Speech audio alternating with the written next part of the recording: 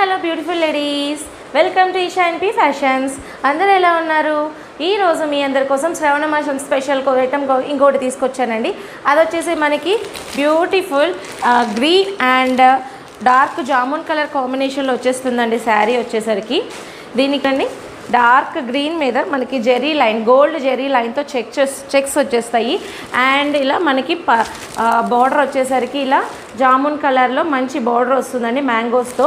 చాలా చాలా బాగుంది ఈ కలర్ వచ్చేసి.